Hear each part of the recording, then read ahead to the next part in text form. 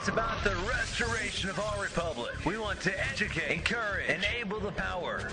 We stand for integrity, honesty, self-reliance, self-defense, and most importantly, no compromise on our foundational principles. This is America's Voice Now. Find America's Voice Now on Facebook and at americasvoicenow.org. Here's Michael Evans.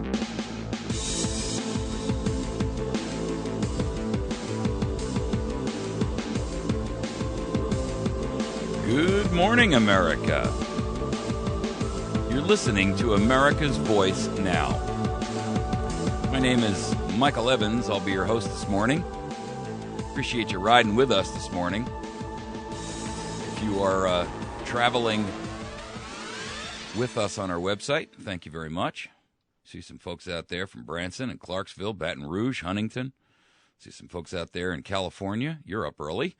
See some folks out there locally in West Plains and in Goshen, Chicago. So I appreciate you riding with us. We are going to tackle 4 different topics today, which I think are important news for us to look at. The first is, as part of the military or the discussion regarding the current budget, they're talking about disabled military retirement cuts. And I have to question the concept there, because they're talking about austerity while we're swimming in a sea of waste and fraud and abuse and crony capitalism and partnerships, public and private, where literally trillions of dollars are moving about, and we're going to ban disabled military from having their proper retirement benefits. Meanwhile, we're giving away Obama phones and pumping hundreds of billions of dollars into food stamps. We're giving illegal immigrants tax refunds. I mean, it's insane. The theme of today's show is going to be essentially that we have reached a point, I believe, in America here, where we are now at a stage of no return. And my strong encouragement is going to be that we take a look at the serious implications of where we are at this point and what we need to do to move beyond this position that we are currently in, where our government is operating in blatant and open tyranny, ladies and gentlemen. All right, our second topic is going to be silencing dissent. And the concept here is that there is a move afoot to silence independent public channels on television cable stations. And this is the uproarious sound of silence rising. Because the premise behind this should be clear to anyone who's interested in looking at it. First of all, this is a legislative piece that is being pushed by Steve Scalise in Louisiana. He's a Republican. And what this is, ladies and gentlemen, is a move to shut down alternative media.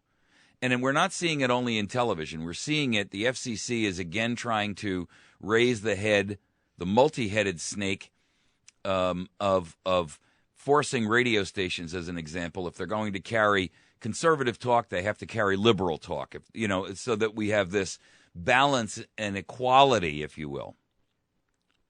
It's the same with net neutrality. It's the same garbage over and over and over again.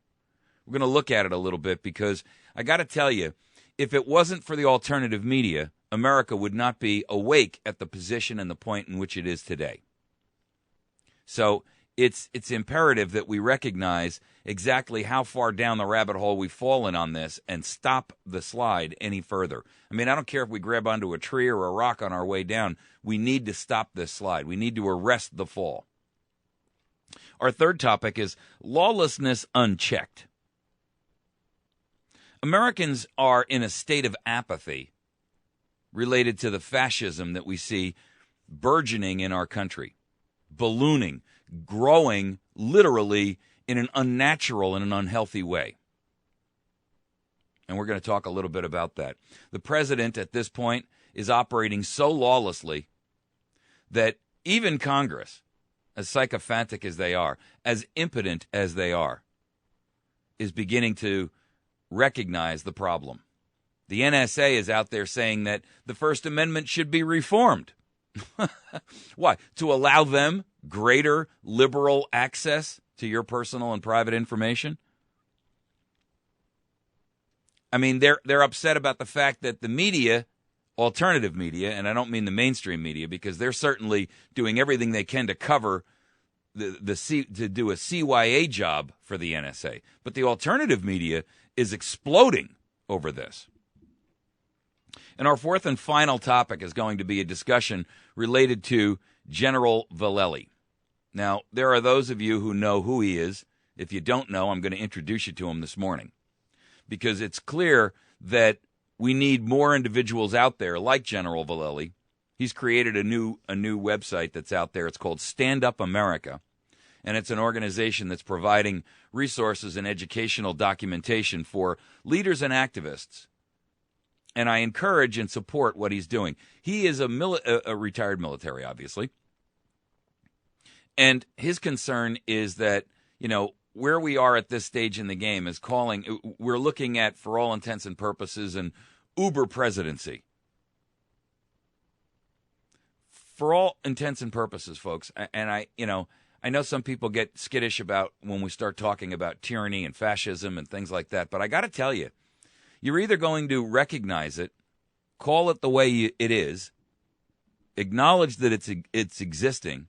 It's the first step to the problem that every person who's engaged in self-treason of drug addiction or alcohol addiction or abuse has to go through. You have to get beyond the denial stage and recognize and acknowledge that there's a problem. Then and only then can you begin to take mitigating action to resolve it. And I think that this concept of apathy and refusal to acknowledge and look at the real issues surrounding us is really probably the number one thing in our nation that is allowing us to be destroyed from within while we're sitting here, literally. Let's tackle our first topic. On a Free Beacon this morning, there's a story out about disabled military retirees who will not be exempt from budget cuts in this new budget deal. Now, I got to tell you, when we talk about the level of what we're first of all, they're trying to save a couple of $2 billion. And I have to recognize, I mean, I think the total here is $4.2 billion that they're trying to save, and they're trying to save it on the backs of our military retirees.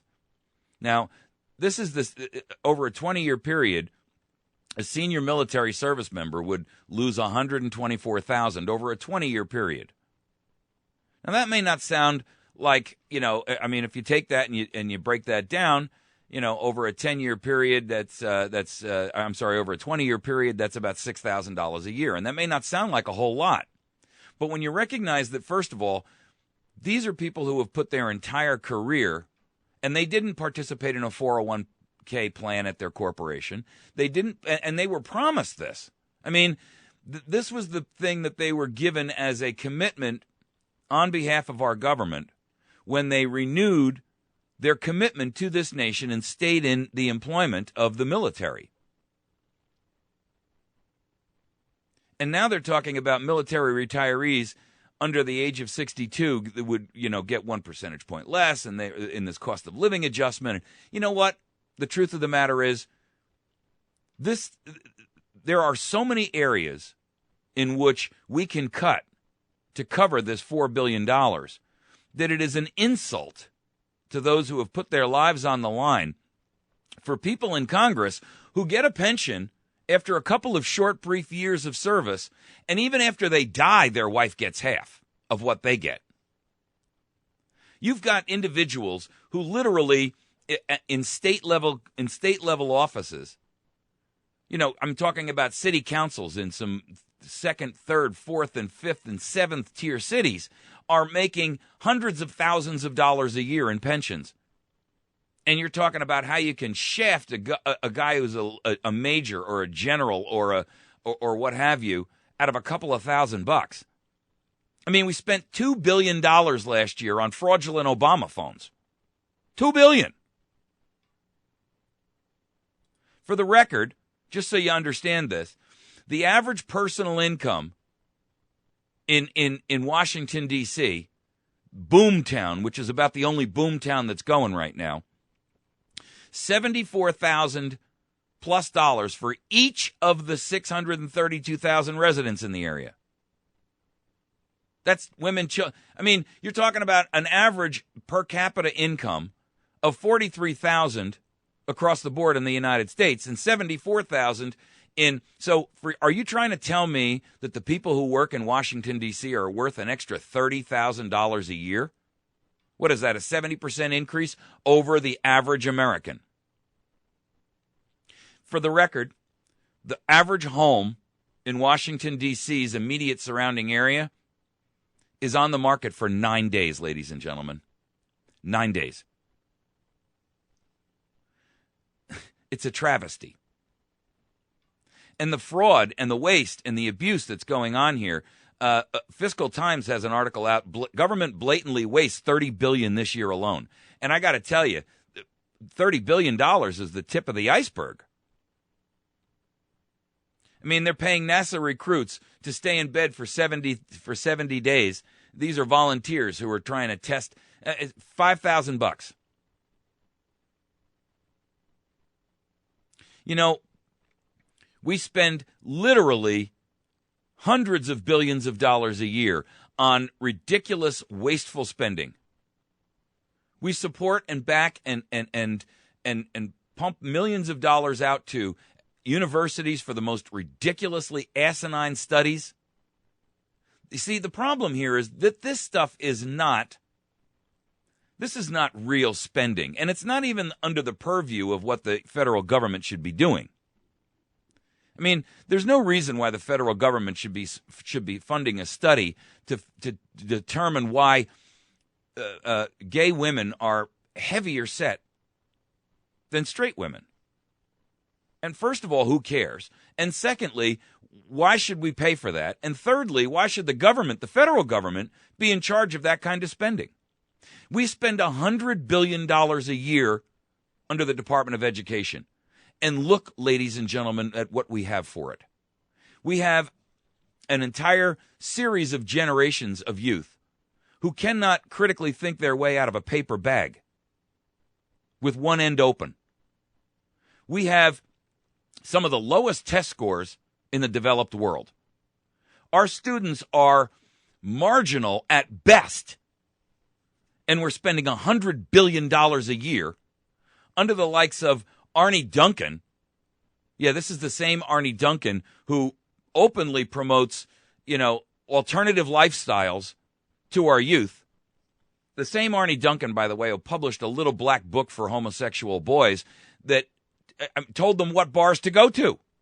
High school boys. I didn't know high school boys were allowed to go to bars. You see, the problem here is that they're looking in the wrong place for the money. Instead of cutting the budget on the backs of our military, and our disabled military at that, they need to be looking at the real source of the problem. The real source of the problem is the unmitigated breach of contract that this nation has with its government and its citizenry. We elected and delegated these people to provide us a service.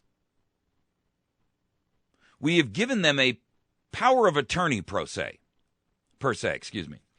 And this power of attorney is intended to do one thing: to allow them to act on our behalf in areas where either the convenience is required because it's just too hard to get, or in situations that affect all of us as a general collective group.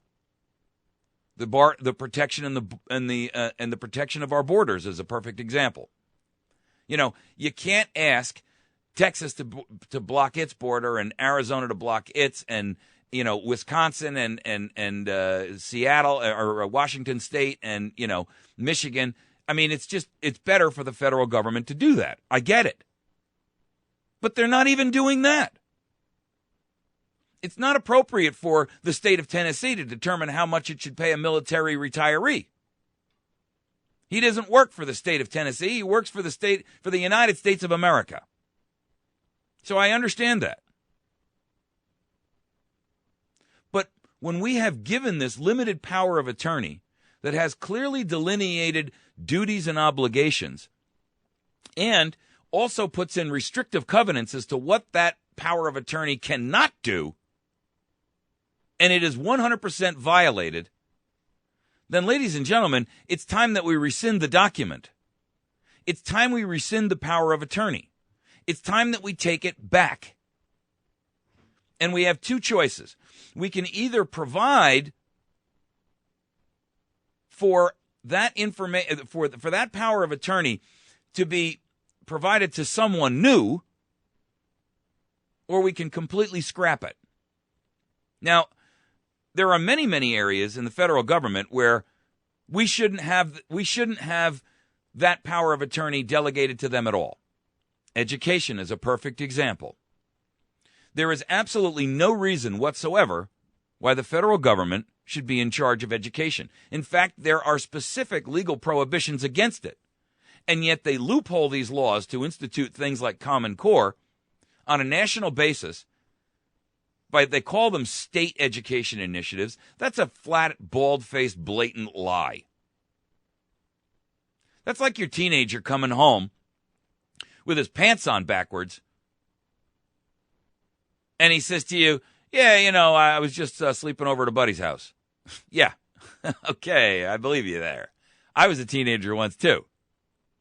You see, the problem here is that, like parents, we're willing to overlook the transgressions because we're afraid of confronting the reality.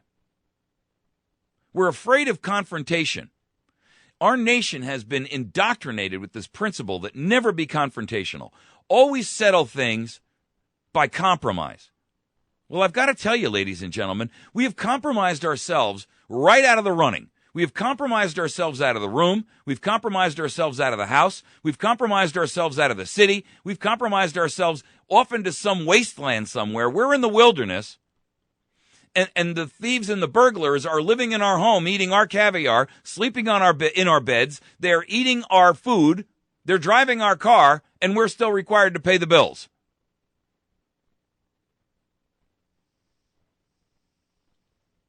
The truth of the matter is, ladies and gentlemen, is that at this stage in the game, it is going to be imperative that every American grab themselves by the bootstraps and recognize the complete and utter collapse of everything that we've known. Acknowledge it, recognize it for what it is, and then begin to utilize critical thinking to determine what is the right solution. Now, I hear solutions of all different variations. I've heard we've got Article 5 in the Convention of the States, and I'm all for that, with proper limitations so that it cannot become a runaway convention. I'm not going to open the Constitution wide open and allow moneyed interests to step in there and reconfigure the Constitution to some other ungodly, monstrosity that looks more like the Constitution of Soviet Russia or Communist China. I believe in Article 5. I also believe that with Article 5, you're going to have a fight back from the federal government. They're going to push back. This is going to end up in court. And then you're going to be asking the Supreme Court to be the final arbiter of that which our founding fathers told us they never have an option to be the final arbiter on. Why? Because Article 5 will take away power from the federal government, judiciary included.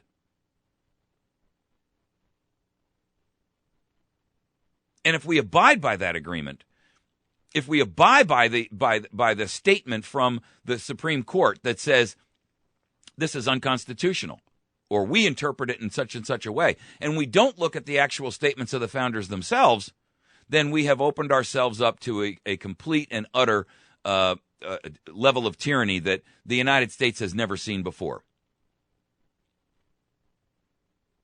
There are those who say, well, wait until we see what happens in the 2014 elections. But with all due respect, we said that in 2008, and we said that in 2012. We said it in 2010. We've been saying this, utilizing the same failed tactics over and over and over again. The establishment owns the system. The Republicans in Congress who don't adhere to constitutional principles, for all intents and purposes, actively work against those people who go in with the concept of a patriotic constitutional rule of law. You can forget the Democrats. They're so far off the far left end of the thing that they're not even in the same spectrum. So while I believe in elections, it's not really who votes, it's who counts the votes. And I can tell you right now that if you believe that elections are honestly run in this nation, then you are really naive. Then there are those folks who sit out there and say, okay, well, there's got to be another solution. We can look at a massive civil disobedient uprising. And I'm all on board for that. I wrote a story. It's up on my website about it. It's called The Plan to Take Back America. Place all state and federal capitals under siege. And I mean a peaceful, massive civil disobedience. I'm not talking about running out there and taking it by force. But there is a way to stop the beast. You simply stop buying, ladies and gentlemen, and you starve it of money, because that's what it lives on. But ultimately, it really is going to come down to whether Americans have the courage to do what needs to be done. And that's the simple truth. Everything else is just marketing and talk and propaganda. We're either going to make a determined effort that we're going to take our nation back, and we're going to be willing to pay whatever that short-term painful price is. And I assure you of one thing. It's going to be painful. It's going to be cold. It's going to be hungry. It's going to be fearful. It's going to be fraught with danger. But if we don't do that, the alternative is not some short-term window. And when I say short-term, I mean in the historical sense. Make no mistake, ladies and gentlemen, we're in for the fight of our lives. This won't be settled in 12 months or 18 months. This is something that's going to be far larger than that. But we are in for the fight of our lives. So I borrow a phrase from a great movie, We Were Soldiers Once. And I say, America, prepare to defend yourself. Because no matter what path we take, it's going to be uncomfortable, fearful. It's going to require hard work, dedication, motivation, and a hunger to see liberty and freedom reign in this nation. Our enemy is preparing. They're building vast forces to work against you. We're going to take a break. We'll be right back. You're listening to America's Voice Now. My name is Michael Evans. I'm your host. Find us on the web at americasvoicenow.org. We'll be back in just a few moments. When we come back, we're going to tackle silencing dissent, the rise of the sound of silence.